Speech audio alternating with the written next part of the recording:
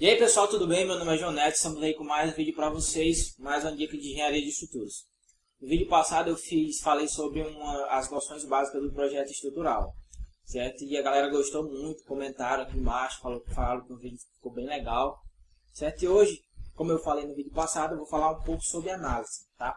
E não vou falar somente sobre análise, vou falar algumas novidades que eu estou fazendo, algumas novidades que eu estou estudando, certo? O que é preciso para você fazer uma análise, tá? De modo geral, bem resumido. E eu quero que vocês escrevam o que eu vou mostrando aqui na tela, alguns termos, tá? Que são muito importantes na engenharia de estruturas, tá?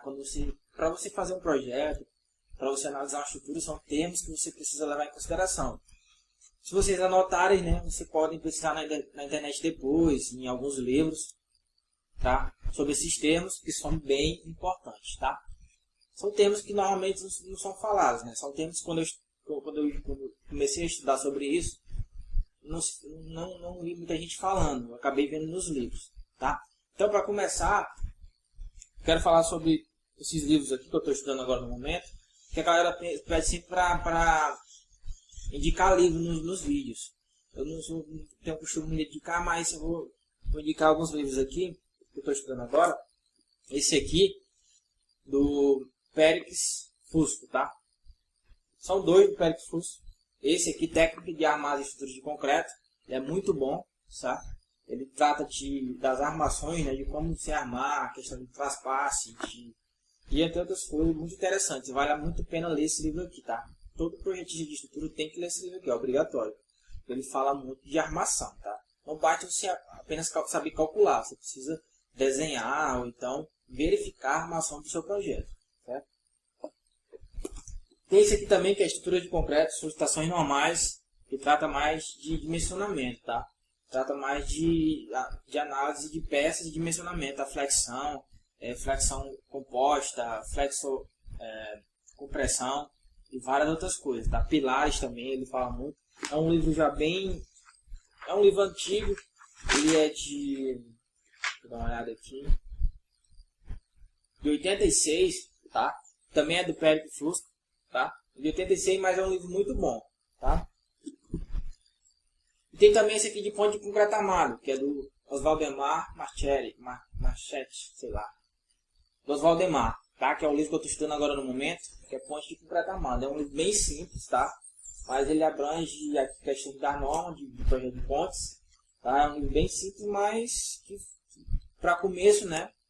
Para entender ponte de concreto armado é bem importante, tá? Então, nesse vídeo eu indico esses 3 livros por enquanto.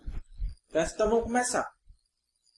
Primeiro, como é que eu faço a análise da minha estrutura, certo? Então eu preciso que esse projeto esteja locado as vigas e os pilares. Então eu preciso fazer uma concepção, mas essa concepção ela parte muito mais do arquiteto do que o engenheiro. O engenheiro precisa verificar, né, as seções que o arquiteto coloca naquele projeto, certo? Então a concepção ela tem que ser elaborada mais pelo arquiteto, e o engenheiro ele precisa analisar aquelas peças, aquelas seções para analisar, tá? Então aí o que a gente precisa? A gente precisa saber para que serve aquele tipo qual serventia aquele edifício vai ter. Se ele vai ser uma biblioteca, se ele vai ser um estacionamento, se ele vai ser um edifício multifamiliar, e entre outras coisas. Para mim saber qual carga será aplicada na minha estrutura, certo? De acordo com a NBR 6118, você tem combinações. E essas combinações são feitas com os carregamentos que você coloca na sua estrutura, como carga permanente e carga variável. Se você pegar a norma 6120, você tem cargas para estruturas de concreto, tá? Você vai lá e você vai ver que você tem cargas permanentes, por exemplo, para edifícios, para biblioteca, para academia. Você vai ver que tem uma carga diferente, uma carga permanente diferente. Você vai adotar o seu projeto. A gente tem também cargas variáveis, né? Que são cargas que são dinâmicas, né? O que é carga variável? É uma carga que ela o próprio nome diz, ela varia, né? Ela não é constante, certo? Então, a carga de vento, por exemplo, uma carga dinâmica, uma carga variável. Por exemplo, se você for calcular uma ponte, a frenagem e a aceleração, a força centrífuga dessa ponte é uma carga variável. ou carga móvel. Também eu posso chamar a carga variável de carga móvel, no caso de pontes. Tá? Então, a estrutura precisa de carregamento, de cargas, né? Porque você vai ter pessoas ali dentro, você vai ter móveis, ela precisa de carga para a gente fazer a combinação. Tá? Então, eu preciso definir também, nessa concepção, né, a rigidez e a flexibilidade da estrutura. Eu posso enrijecer elementos, eu posso enrijecer uma viga, determinada viga, posso flexibilizar uma determinada viga. Então, isso vai precisar ser feito também. É interessante que vocês saibam que a gente precisa enrijecer e flexibilizar em certos momentos. Tá? Tem a questão também do contraventamento, que é mais usado normalmente em estruturas metálicas. Né? Você tem galpões, estrutura metálica, você tem a questão de contraventamento. Não que não possa ser usado também no concreto armado, mas é usado principalmente nas estruturas metálicas, na questão do contraventamento. Isso vai enrijecer também essa estrutura. Tá? Então a gente parte para um conceito mais de concreto armado. Você vai ter o concreto estrutural e você vai ter o aço. São dois materiais. Esses dois materiais, eles combinam perfeitamente. Por isso que existe também um livro, Concreto Armado Eu Te Amo, que é uma ideia, né, de o concreto e o aço, eles combinam muito, né? E a questão térmica também desses dois materiais são muito perfeitamente combinados. Você tem que ver que as barras de aço, elas são nervuradas, né, para ter uma aderência no concreto. Você vai verificar a retração e a fluência do concreto, você pode verificar isso também. Tá? Então, a NBR 6118, com todos esses requisitos, né, você tem todos esses, o material que você vai usar e as cargas, com a NBR 6118 ela existe combinações, tá? Combinações de ações. Ou seja, você vai fazer vários tipos de combinações e testar se essa carga que você está aplicando na estrutura, o material da estrutura ela vai resistir, certo? Então, a carga que você está aplicando precisa ser menor que a resistência do material que você está usando, certo? Então, é necessário fazer verificações. Partindo para a parte de modelos, né? Você tem modelos de viga contínuas, modelo de poste espacial, modelo de postes planos, a analogia da grelha também, né? Então, são modelos, certo, de análise. Você vai idealizar um modelo para essa estrutura. Você pode analisar uma estrutura usando o F-Tool, uma tabela do Excel, com a tabela de Cisarne, você consegue calcular uma estrutura. Certo? Então, vai depender também do tipo de análise que você vai fazer. Então, você tem um modelo de estrutura, você tem os tipos de análise. Você pode ter análise linear e não linear, análise plástica e outros tipos de análise. É interessante muito falar sobre análise linear e não linear. A análise linear é um cálculo que é feito tratando o material como se ele tivesse uma deformação linear, uma deformação proporcional. Por exemplo, se eu aplicar uma carga P, o material vai ter uma deformação D. Já na não linearidade física e geométrica, tem dois tipos de linearidade, a física e a geométrica. Na não linearidade física, você tem a deformação, você tem a desconfiguração do material, da configuração do material. Você vai ter uma deformação física do material. Já na geométrica, você vai ter a deformação na estrutura como toda. A estrutura vai se deformar de forma a que você consegue aproximar o seu cálculo numérico do seu cálculo real. Certo? Então, é uma análise bem mais complexa, mas que você consegue ter melhores resultados. Porque hoje em dia a gente tem estruturas bem complexas e você precisa ter uma economia de material. Certo? Você tem estrutura mais complexa, você precisa, a tendência é ter mais complexidade e menos economia. E mais economia no material. Certo? Então você tem que analisar todos esses requisitos. A gente tem hoje software de cálculo estrutural bem conhecidos, bem já consolidado no mercado. Um exemplo deles é o TQS. Né? O TQS ele tem alguns modelos desses que eu citei. Hoje, se eu não me engano, eles estão... A última modelo mais recente que eles lançaram é o modelo 6, que calcula um poste espacial. Eu não lembro bem, mas ele calcula a estrutura como um todo já. Todo um poste espacial, com laje e tudo. Não é que nem antigamente, que ele tinha analogia de grelha. Se calculava o poste espacial, mas a grelha o cálculo da grelha era tipo como se fosse separado. Hoje a gente já tem como calcular a estrutura como um todo. Por quê? Porque a gente tem computadores hoje que tem memória, né, processadores, conseguem processar muitas informações. E para vocês que não conhecem, vocês não têm conhecimento assim, alguns de vocês que não têm conhecimento de análise computacional de estruturas, demanda muita memória e processamento, tá? Desculpa. Um processamento de estrutura pode demorar horas, certo? Então, precisa muito processamento, são muitas informações, certo? Então, existe também a parte da implementação computacional, né?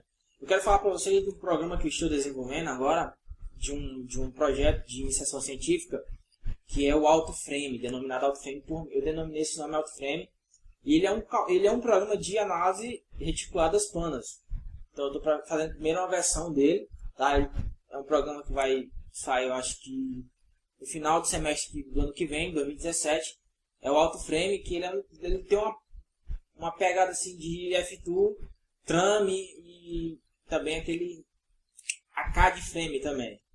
Inclusive, foi da onde surgiu o nome, né? AutoFrame. Certo? Então, eu estou desenvolvendo esse programa para ter um embasamento teórico também de como funciona a implementação computacional. Certo? Que a tendência é cada vez você entender mais sobre como funciona essa implementação computacional. Certo? Por quê? Porque hoje a gente tem muitos operadores de software. Certo? A gente tem pouco projetista. Hoje você não se vê,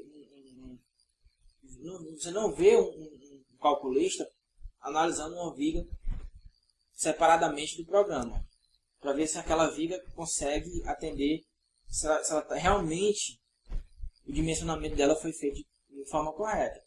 Porque o software ele não pode substituir o usuário, certo? Ele não pode substituir o usuário.